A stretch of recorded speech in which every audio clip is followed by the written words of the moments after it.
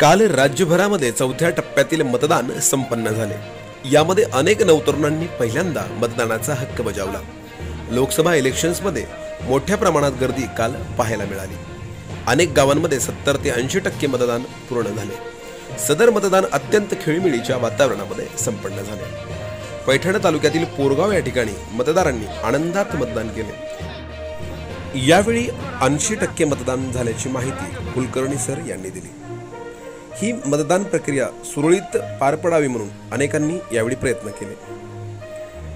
उमेदवारांचे भवितव्य पेटीमध्ये काल बंद झाले। आता ओढ लागली आहे ती निकालाची। सदर माहिती आमचे प्रतिनिधी नवनाथ निळ यांच्याकडून प्राप्त झाली आहे। अशाच नवनवीन व्हिडिओ पाहण्यासाठी जनहित मराठी चॅनलला लाईक शेअर सबस्क्राईब नक्की करा आणि हो आपल्या मित्रांपर्यंत हा व्हिडिओ नक्की शेअर करा।